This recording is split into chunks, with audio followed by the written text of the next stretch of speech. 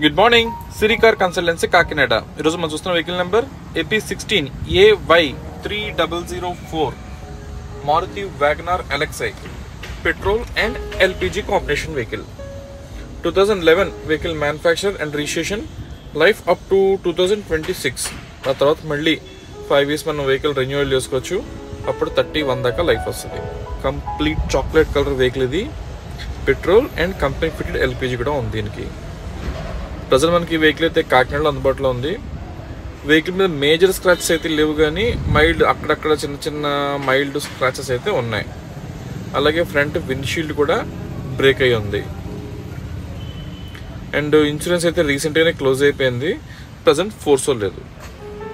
And ఈ vehicle మీద మనం లోన్స్ అది ఇవ్వడానికి ఉండదు, ఓన్లీ క్యాష్ అండ్ క్యారీ అని మాత్రమే.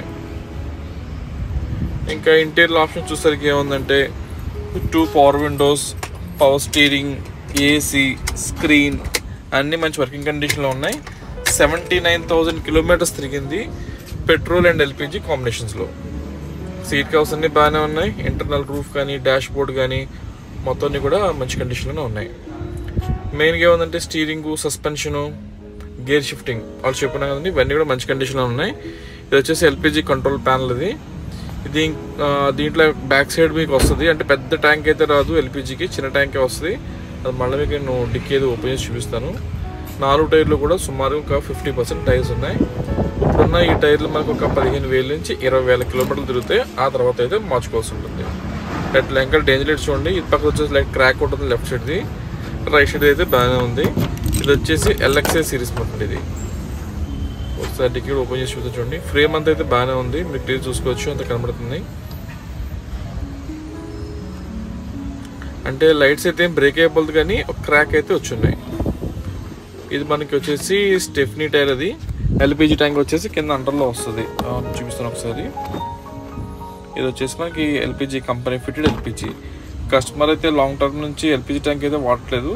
ఒకవేళ మీకు ఏమైనా ఎల్పిజి యూజ్ చేసుకునే ఉద్దేశం ఉన్నట్లయితే కనుక ఒకసారి పైప్స్ అది క్లీన్ చేయించుకుని యూజ్ చేసుకుంటే బెటర్గా ఉంటుంది. నెక్స్ట్ ఏమంటే మనకి ఏదన్నా వెహికల్ తీసుకున్నాక మినిమం ఒక 10,000 rupees మెయింటెనెన్స్ ఉంటుంది అనుకోండి. ఇప్పుడు నేను చెప్పిన ట్యాంక్ క్లీన్ చేయించుకోవడం కానీ, ఫ్రంట్ విండ్షీల్డ్ రీప్లేస్ చేయించుకోవడం కానీ, ఇది ఏదైనా కూడా మ్యాక్సిమం 10,000 rupees లోపలే ఉంటుంది. అంతకుమించి ఖర్చు అయితే అవ్వదు.